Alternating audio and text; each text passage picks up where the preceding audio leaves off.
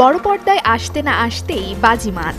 প্রথম সিনেমাতেই দেশের সর্বোচ্চ রাষ্ট্রীয় সম্মাননা জাতীয় চলচ্চিত্র পুরস্কার জয় করে নিলেন জনপ্রিয় অভিনেতা আফরান নিশো। তবে কেবল নিশোই নন, 2023 সালের এই পুরস্কারের তালিকায় দেখা গেছে নতুনের জয় জয়কার। দীর্ঘদিন নাটকে রাজত্ব করার পর রায়হান রাফির সুড়ঙ্গ সিনেমা দিয়ে বড় পর্দায় আসেন নিশো। প্রথম সিনেমাতেই মাসুদ চরিত্রে অনবদ্য অভিনয় করে জিতে নিয়েছেন 2023 সালের শ্রেষ্ঠ অভিনেতার পুরস্কার। শুধু নিশোই নয়, সুড়ঙ্গ দিয়ে শ্রেষ্ঠ পার্শ্ব অভিনেতার পুরস্কার জিতেছেন মনির আহমেদ শাকিল।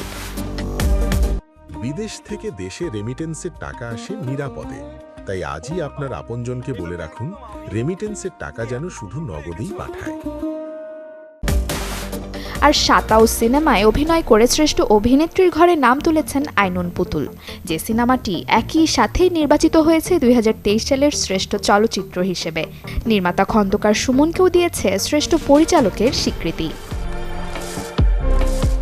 এবারের আসরে চলচ্চিত্রের সর্বোচ্চ সম্মান আজীবন সম্মাননা যৌথভাবে পাচ্ছেন প্রখ্যাত চলচ্চিত্রকার তারেক মাসুদ এবং বরেণ্য চিত্রগ্রাহক ও নির্মাতা আব্দুল লতিফ বাচ্চু।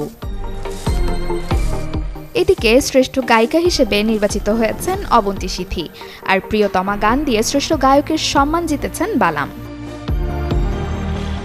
এছাড়া শ্রেষ্ঠ পার্শ্ব অভিনেত্রী হিসেবে নাম এসেছে নাজিয়া হক অর্ষার। শ্রেষ্ঠ খলনায়ক আশিস খন্দকার এবং শ্রেষ্ঠ কৌতুক চরিত্রে শহীদুজ্জামান সেলিম জয়ী হয়েছেন।